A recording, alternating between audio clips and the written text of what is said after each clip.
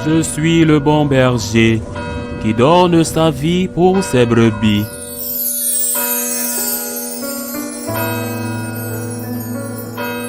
En ce temps-là, parlant à la foule, Jésus disait: Il en est du règne de Dieu comme d'un homme qui jette en terre la semence nuit et jour, qu'il dorme ou qu'il se lève, la semence germe et est grandie. Il ne sait comment. D'elle-même, la terre produit d'abord l'herbe, puis l'épi, enfin du blé plein l'épi. Et dès que le blé est mûr, il y met la faucille, puisque le temps de la moisson est arrivé. Il disait encore: À quoi allons-nous comparer le règne de Dieu? Par quelle parabole pouvons-nous le représenter? Il est comme une graine de moutarde. Quand on la sème en terre, elle est la plus petite de toutes les semences. Mais quand on l'a semée, elle grandit et dépasse toutes les plantes potagères, et elle étend de longues branches, et si bien que les oiseaux du ciel peuvent faire leur nid à son ombre. Par de nombreuses paraboles semblables, Jésus leur annonçait la parole, dans la mesure où ils étaient capables de l'entendre. Il ne leur disait rien sans parabole, mais il expliquait tout à ses disciples en particulier. Acclamons la parole de Dieu. Je voudrais commencer ma méditation sur cet évangile à la fin du texte que j'ai lu. Jésus a parlé en parabole pour que les gens comprennent. Il dit qu'il a fait selon leur intelligence. Je pense que c'est quelque chose que nous, les prêtres, devrions apprendre à parler de manière à ce que les gens nous comprennent. Heureusement, dans de nombreux cas aussi, ce n'est pas le cas. Et je dis heureusement parce que quand on dit des hérésies et des barbaries, la meilleure chose qui puisse arriver, c'est qu'on les dise de manière à ce que les gens ne les comprennent pas. Comme c'est le cas dans de nombreux cas. Première parabole. Le message que le Seigneur veut nous transmettre est que le succès d'une œuvre ne dépend pas en particulier ou en premier lieu de l'action de l'ouvrier. Le Seigneur dit que la terre produit des fruits par elle-même, que l'ouvrier fait une partie, il sème et fait une autre partie, il récolte. Mais la terre fait une partie, c'est-à-dire que le message a sa propre force.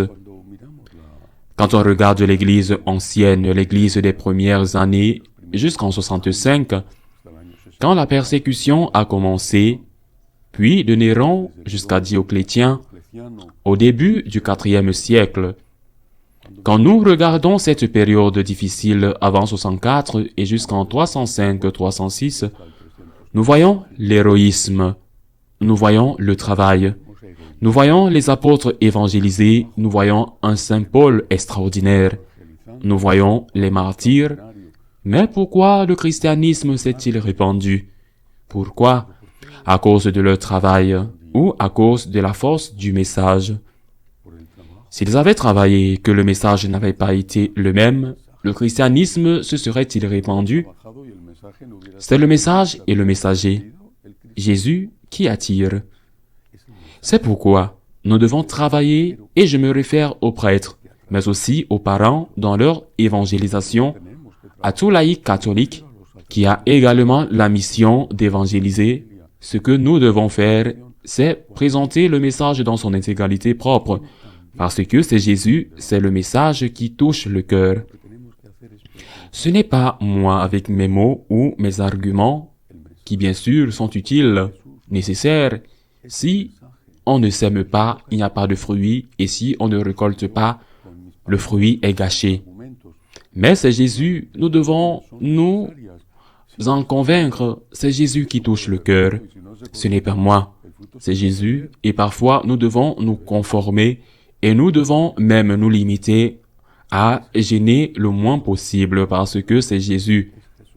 Lorsque nous devons évangéliser, approcher les gens de Jésus, approcher les gens de l'Eucharistie, rapprocher les gens de la confession, de la parole de Dieu, de la prière, laisser Jésus toucher leur cœur comme lui seul sait le faire. Il y a une autre parabole, la parabole de la graine de moutarde. Qu'est-ce que le Seigneur essaye de nous enseigner? Il dit que c'est une toute petite graine, la plus petite graine. Jésus dit que ce qu'il veut nous enseigner, c'est que nous ne devons pas avoir peur d'être une minorité. Il y a beaucoup de gens qui ont peur aujourd'hui de voir la terrible apostasie qui se produit dans l'Église. C'est inquiétant et c'est triste. C'est douloureux, mais il ne faut pas avoir peur. La peur, nous ne devrions pas avoir peur. Avoir peur que de trahir Jésus-Christ. L'Église a grandi, elle continue de grandir. Nous sommes aujourd'hui près de 1400 millions, mais est-ce vrai? Ces chiffres sont-ils authentiques?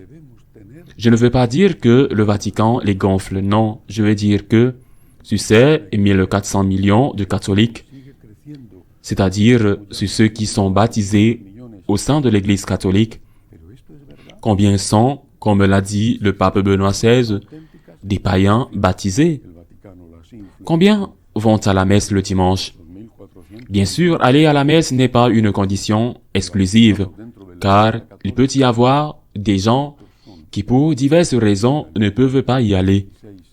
Mais ils se sentent unis à Jésus-Christ. Mais, même ainsi, en les additionnant tous, le pourcentage est faible. Nous ne devons pas avoir peur du nombre ni du manque de prêtres. Ce qui doit nous préoccuper, c'est d'être fidèles. Si nous ne sommes pas fidèles au Christ, quel sens avons-nous? L'Église ne doit pas être moderne, car ce qui est moderne aujourd'hui est vieux demain. Ce qui était moderne hier est insupportable aujourd'hui. Il suffit de regarder par exemple la mode des femmes ou des hommes. L'Église ne doit pas être moderne. L'Église doit être fidèle. Nous ne pouvons pas payer le prix de la mondanité, c'est-à-dire de l'adaptation continuelle au monde. Nous ne pouvons pas payer le prix de la mondanité, c'est-à-dire nous adapter continuellement au monde, rechercher les applaudissements du monde, croire que de cette façon, ils nous pardonneront et nous laisseront exister, parce que ce n'est pas vrai. Ce dont nous devons nous soucier, c'est de rechercher les applaudissements du Christ. Être nombreux ou être peu ne peut jamais être le premier objectif. Si nous sommes nombreux, c'est mieux si seulement le monde entier était catholique. Et si le monde entier était catholique pratiquant, il y aurait encore du péché parce que nous, catholiques pratiquants, nous commettons aussi des péchés. Mais sans doute, il en serait autrement. Par exemple, il n'y aurait pas de loi en faveur de l'avortement. En tout cas, c'est être nombreux, très nombreux, être tous. Cela ne peut pas être le premier objectif. Notre premier objectif est d'être fidèle. Fidèle au Christ, fidèle à son message. Nous sommes une partie, une petite graine. Nous étions, combien y avait-il à la Pentecôte? Combien y avait-il à la Pentecôte? 11 hommes effrayés, parce que Judas s'était déjà pendu. 11 hommes effrayés et une femme. Mais quelle femme?